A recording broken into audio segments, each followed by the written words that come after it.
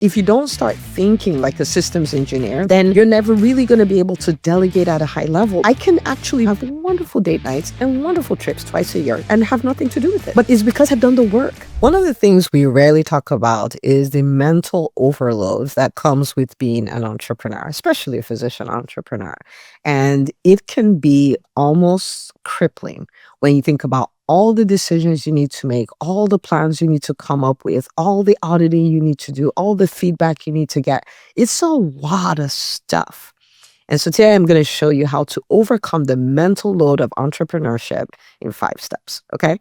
Now, if you are one of the people who is using the 20% coach journal with me, you will find that one of the things we talk about is picking your top 3 goals for the week. Okay.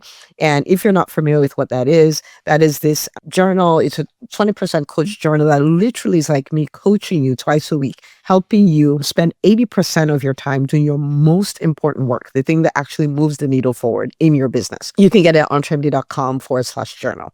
But one of the things that comes up is, what are your top 3 goals for the week? And a lot of times people say top 3 goals, like I have 9 areas of life. I have all these things that I need to set, and then my business and this and that and that. And they're like, so how can I set only 3? What happens to the rest of the stuff? And I sat down to think about it, to come up with what I do. And I really do this process of automating my goals in a way. And I'll explain, especially mentally. Okay.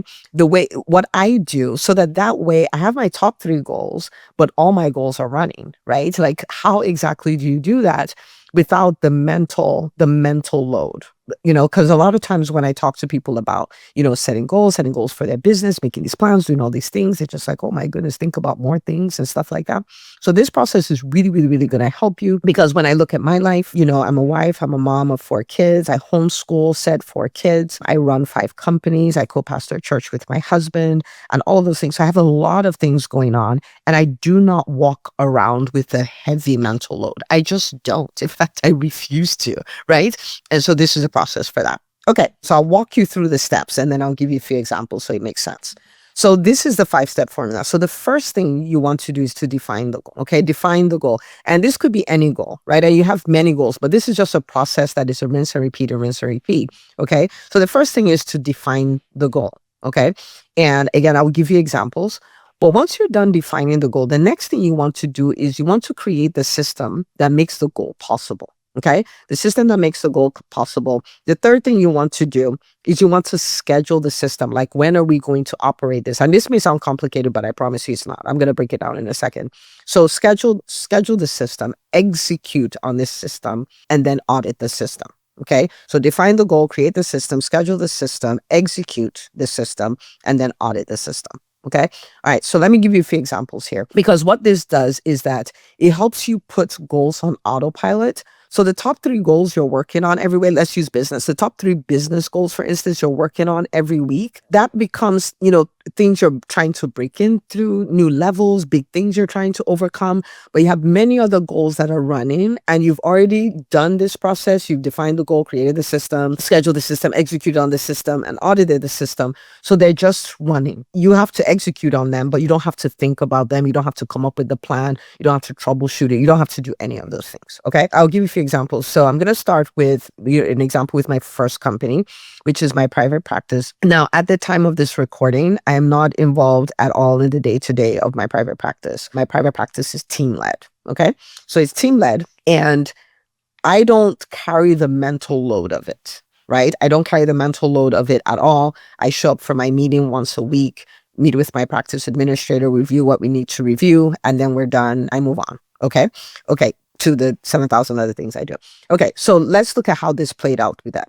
So what was the goal? The goal was, or the goal is, and the goal is kind of weird because we have 5 goals, right? So I'll give you an example. We have a goal for a number of patients we want to see. We want to have turnaround times less than an hour. We want to have a certain number of Google reviews and things like that. So let's just say those are the 3 goals that we have. So we've defined the goal.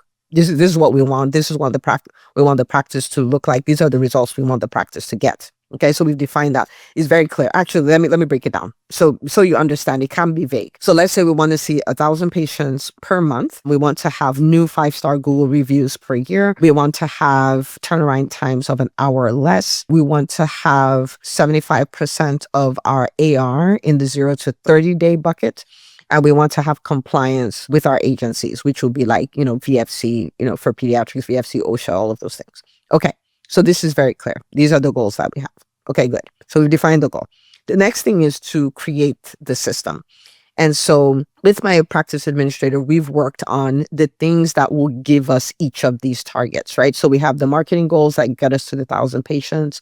We have the assembly line thing that we do to make sure that, people are being seen in an hour or less. We have what we do with the billers so that we can maintain those AR parameters that we want.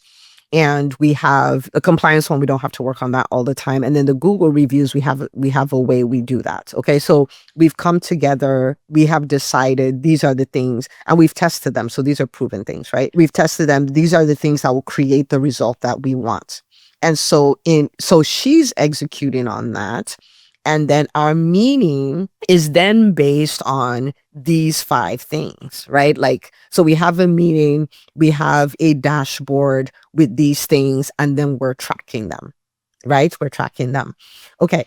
So we've created the goal, we've created the system, right? And the system consists of the activities that she and the team will execute on to create the results, and a meeting cadence where I would get updates. This is what is going on with this, and this is how we're troubleshooting this. We're off target, but this is how we're troubleshooting it, and all of that stuff. And then we schedule the system. So I meet with her every Tuesday, right? I'm not thinking, when will we meet this week? What are we going to talk about? No, we already know what the meeting is. We know the content of the meeting, the direction of the meeting, and then we know the time of the meeting. Okay, so we defined the goal. We've created the system.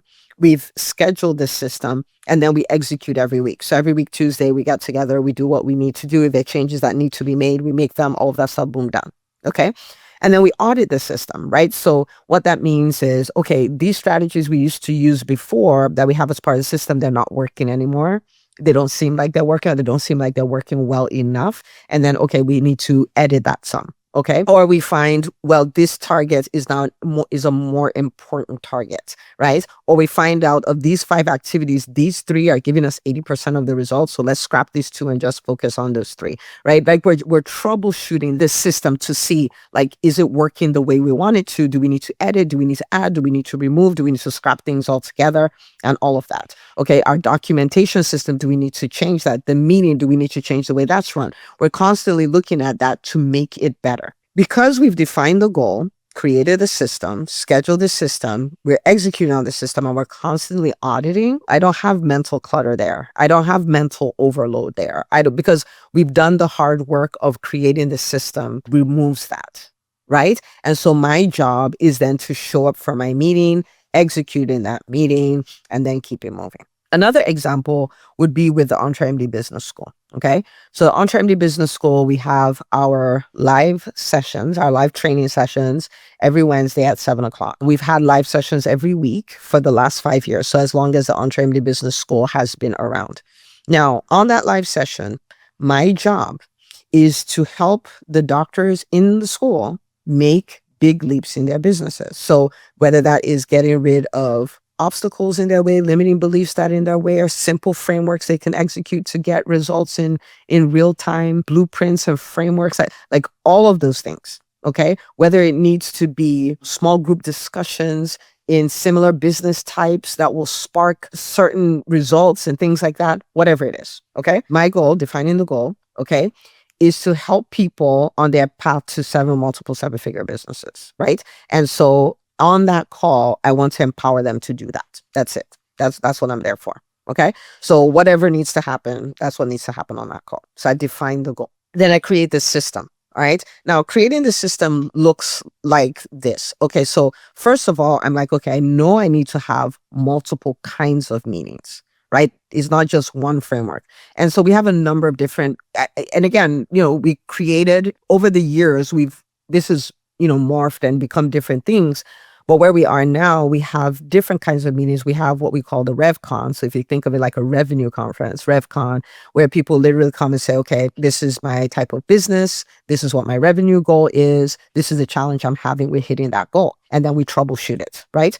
And then, so we'll probably go through between 6 to 8 of those on that call. So we develop that why, because we want to normalize money conversations. We want people to hear different kind of challenges people have and how they're overcoming them. So it's stimulating everybody and all. It's just like overall a very wild, beautiful, beautiful call. Okay.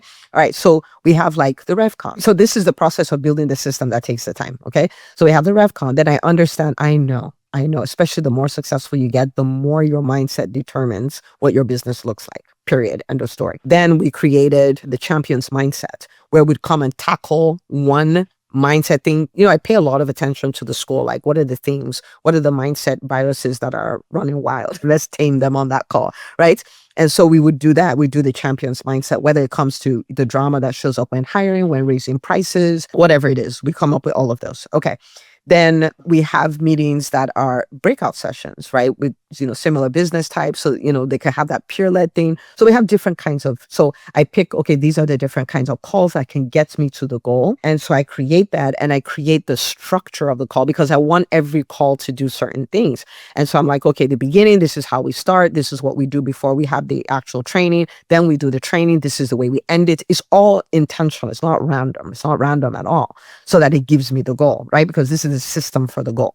Okay. So I've determined that. So now that I've done that, and then I've determined the cadence, which is not too difficult, right? It's every single week. So I've defined the goal. I've created the system. Now I schedule the system, right? Now the system is not for the call. The call is every Wednesday at 7 o'clock, but the system is more for when am I developing the content for the call, right? When am I developing the content for the call? So typically I would do that on Monday. Like, it's kind of always sitting. I walk around with with the EntreMD Business School, not in a clutter kind of way, but from a standpoint of curiosity. Like, how can we get the results we get faster? How can we get them easier? How can we, like, I'm constantly thinking about that. It's a hobby of mine. I may do it on Monday, where I kind of put everything in place and, getting ready for the call. So I'm not walking around like, oh, what am I going to teach in the school? What are we going to do?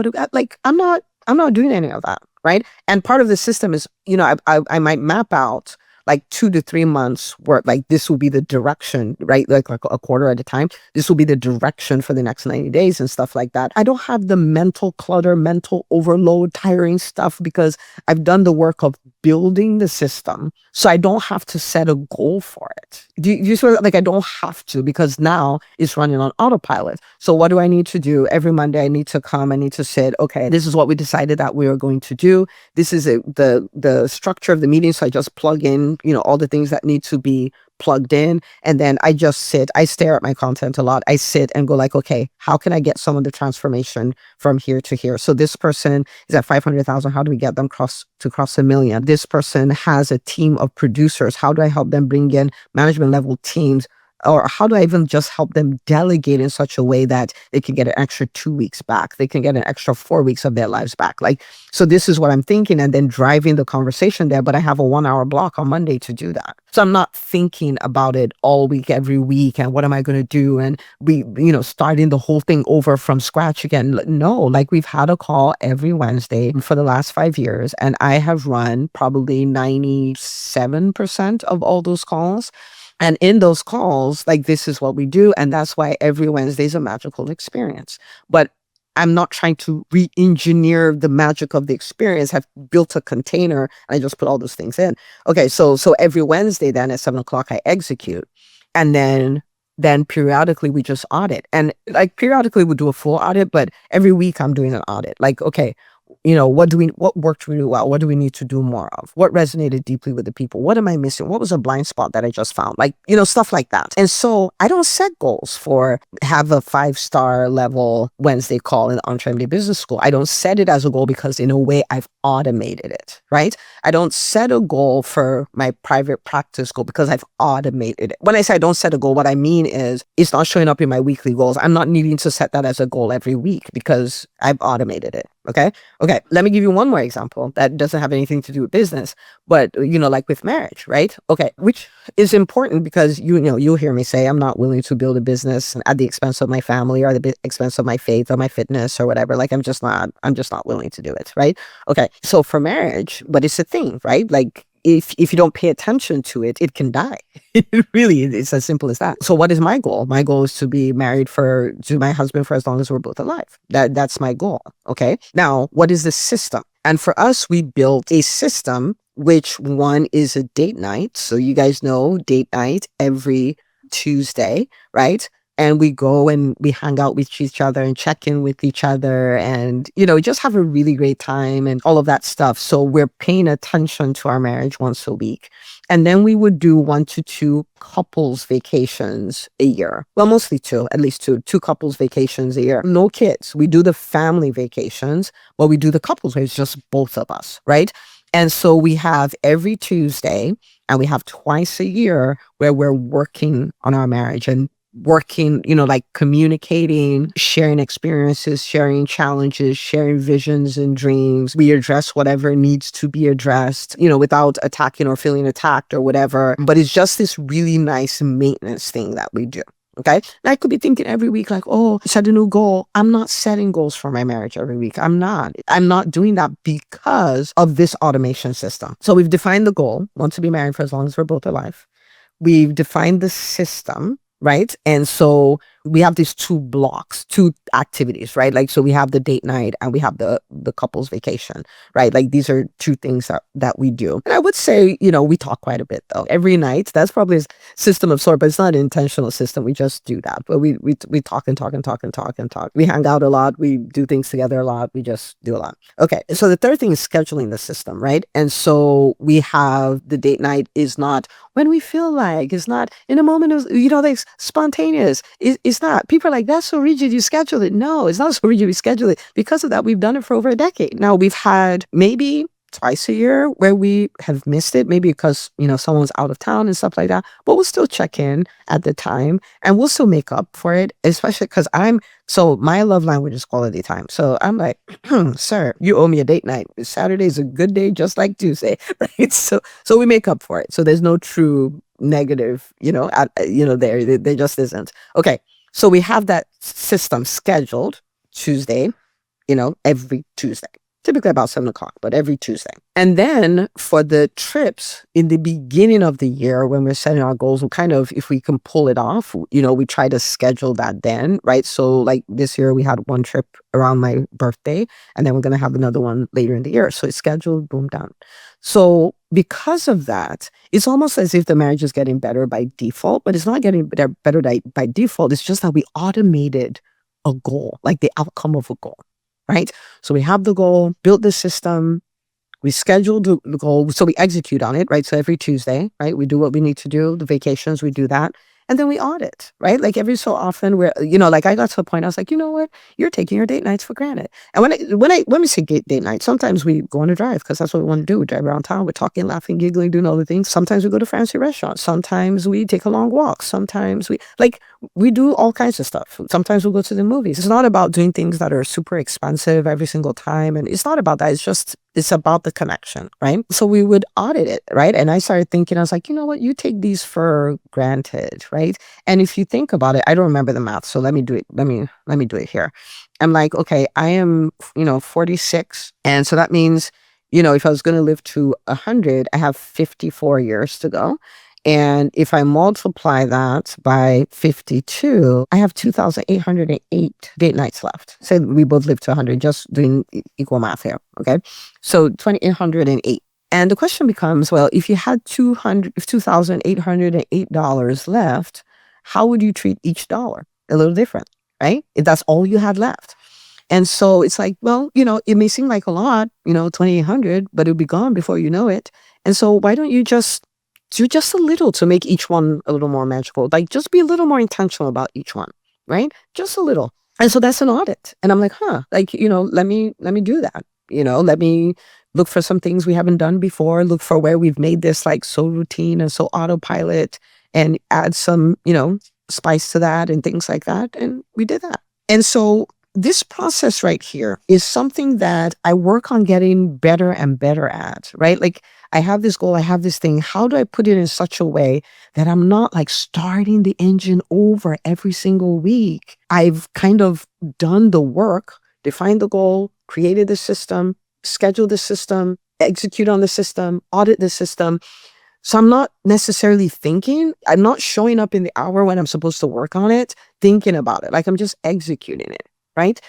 So because I do that, I can show up and have 3 goals for the week that I'm actively working on, brainstorming, figuring it out, doing all the things, as opposed to just showing up and doing the thing, right? Or better still, showing up and having somebody else do the thing because you've learned how to leverage your team, right? Which is kind of what I'm doing with my private practice. So I want you to kind of lean into this way of thinking, because when you do this, then people can start asking you the question many people ask me, which is, how do you do it all? Because you can't do it all if you're starting from scratch, if you're thinking about everything, you're coming up with new ideas every week and all. Like, you just can't. If you don't start thinking like this, like a systems engineer, which is what I consider myself, if you don't think of things this way, then you're never really going to be able to delegate at a high level, because I built this whole system and all of these things. For instance, okay, I'm not saying I'm going to do this, or maybe I should, I don't know. But I want you to imagine I had a personal assistant and I wanted to delegate completely this whole marriage, like marriage till I die system. Okay. I want to delegate that system.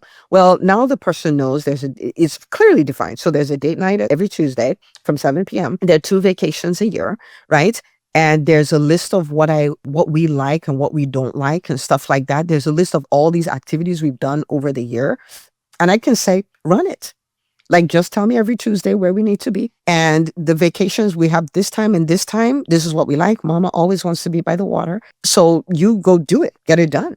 Can you see how I can actually delegate that? I have wonderful date nights every Tuesday and wonderful trips twice a year, couples vacation, and have nothing to do with it. But it's because I've done the work, right? So 1 is that it makes your life easier.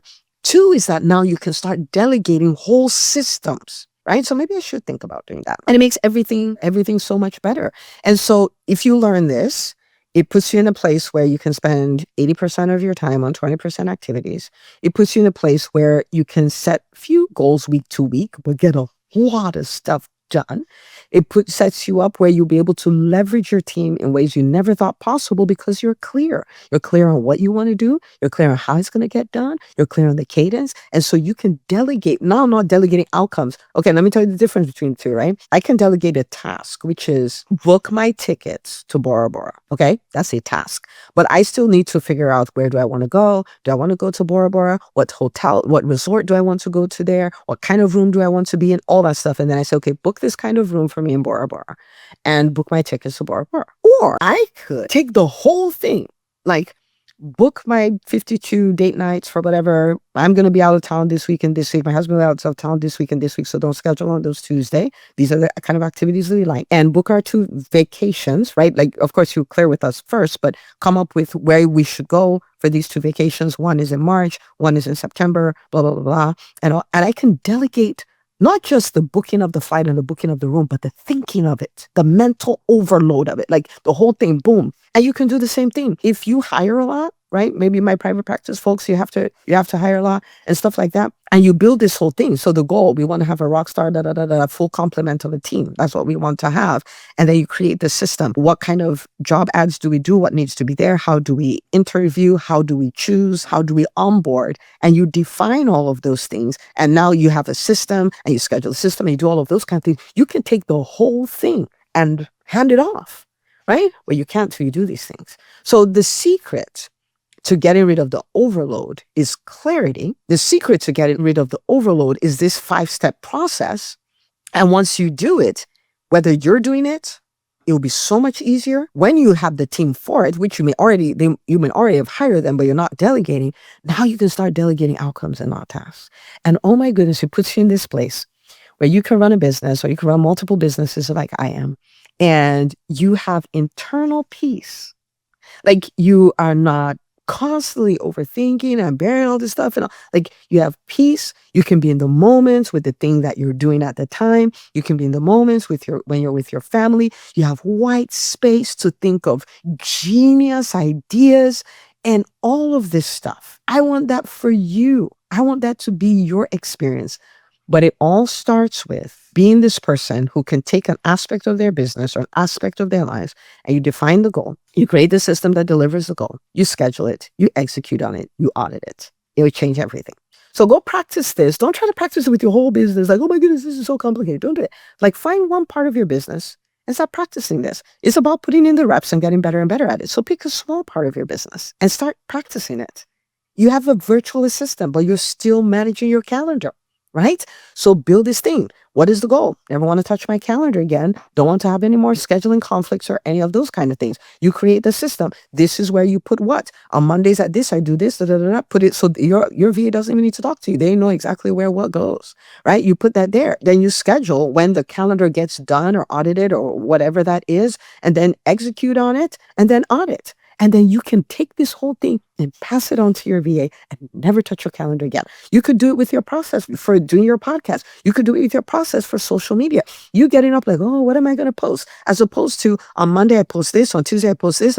Like, boom, like you build a system. Become a system engineer like me. It will change your life. It will change everything about it. Okay. So go practice this with it. And on this one, I want you to come back. Send me a private message on Facebook or Instagram. I'm at Dr. Una Chukwu on Instagram. I'm Neka Una Chukwu on Facebook, and say, Dr. Una, I did it with this system. I just want to tell you, I'm so proud of you. And I'm so proud of you for doing it. Congratulations. Like, what in the world? What system is next? Okay.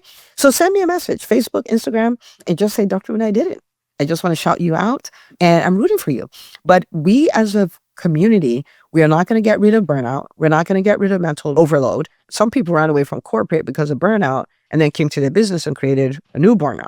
Okay. So we're going to walk away from all of those things, and we're going to become the people who have dream businesses and dream lives, who are present, who are in the moment, who are enjoying their lives, who have peace, because we learn how to get things, how to build these systems and automate our goals, whether we're the ones doing it or we have our team doing it. Okay. Rooting for you always. This is the least you ever be. Things are just going up and up from here. Don't believe any lies that anybody tells you that is over for physicians and we're not business people and private practice is dead and this is the way it's always going to be. No, it's not. No, it's not. And I've worked with thousands of people who are changing the narrative. And I want to invite you to do the same thing too. Okay. Rooting for you always. See you on the next episode.